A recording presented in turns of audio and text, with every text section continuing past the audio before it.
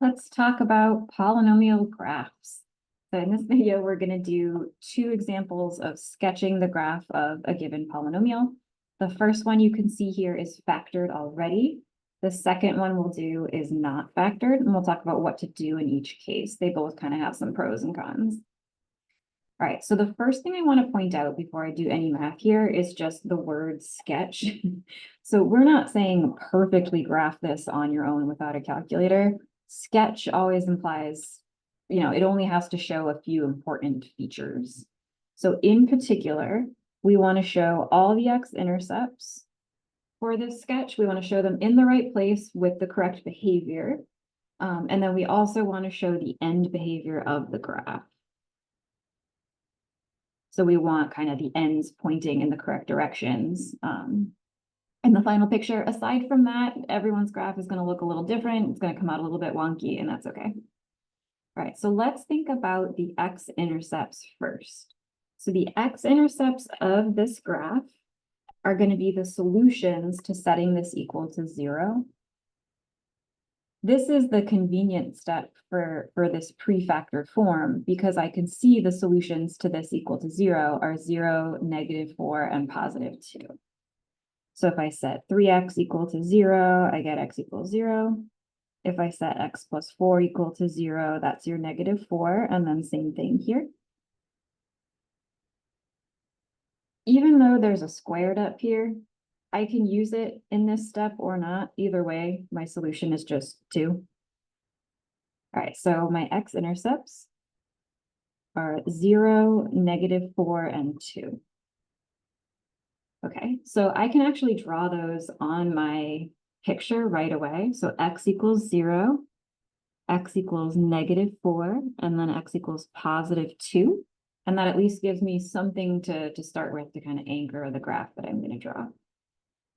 I can also identify the multiplicity of each of these roots or x-intercepts, and that's going to help me decide how the graph actually does the intercept at that moment. All right, so for each of these, I'll identify the multiplicity of that root. 0 is multiplicity 1 because that x is just a regular old x. -4, same thing, just a normal x plus 4 was here, so this has multiplicity 1. And then the 2 is special. So this is when this little exponent really makes a difference. So having it there or not wouldn't have affected 2 being an intercept, but it makes it a multiplicity 2 root, because really x minus 2 is here twice with the square. So because this is an even number, that means that the graph is going to bounce off of the x-axis at 2, whereas at the other ones, because they're odd numbers, we're going to cross through. I can't draw these in just yet in my picture because I don't know, like for example, at -4, I know I'm going to cross through the graph, but I don't know if it's this way or this way. So I'm just going to put in tiny little labels, cross, cross, bounce. So then when I go to sketch my graph, I have that information ready to go. Okay, so that's half of our work. We've done the x-intercept stuff. Now we need to think about the end behavior of this graph. Like generally, what is the graph shape here? So I need to decide what the degree of this polynomial is. And this is where having it prefactored gives us a little bit of trouble, right? So in this next example, it's clearly degree 3 because we have it fully expanded out and we can see that highest exponent. But here it's factored, so we can't see the highest exponent when it would, like if it were multiplied out, what it would be. One option is to just multiply your heart out, right? Do x minus 2 squared, multiply it into all this other stuff, but it takes forever. And honestly, it's not worth the trouble. So what we can do is kind of count up like what would be the highest exponent in the end. So this x counts as just 1. And then this x plus 4 is another 1 in the degree. And then this squared gives us 2 more. So I'm essentially adding the multiplicities here. So I'm going to have 1 plus 1 plus 2 gives me 4. 1 plus 1 plus 2. All right, so that tells me this is an even degree polynomial. And my leading coefficient is positive. again, you could multiply it all the way out to see that, or you could just kind of look here.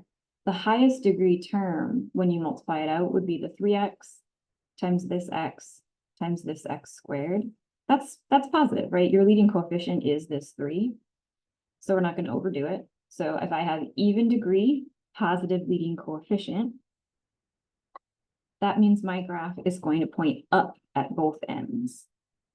Okay, so now I can use that information to kick off the details of this picture. So I like to draw this left to right. So I'm going to take this information and say, all right, it needs to stick up at the end and then pass through this first root, this first x-intercept. And then it's going to come back up, cross through this next root, and then bounce off at the 2.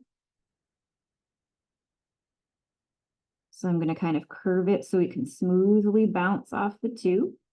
And then that puts me in position to end upwards, which matches up with what I decided it should look like.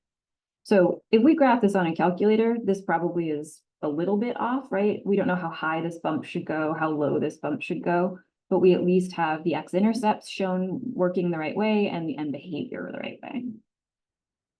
All right, so let's do the exact same work for this next example. So this one is not pre-factored, so we're going to have to factor it ourselves, but it's much more obvious that it's degree 3 with a positive leading coefficient, so that part will go smoother. All right, so we'll do the x-intercepts first. We need to factor this polynomial. I'm going to pull a 2x out of all of these terms. That gives me x squared minus 12x plus 36. And then that quadratic is x minus 6, which I'll write as x minus 6 squared. If we write it squared, then I can treat it like this guy up here and say, oh, it has multiplicity 2 because it's there twice. So that tells me that my x-intercepts are 0 from the 2x and then 6 from the x minus 6 squared.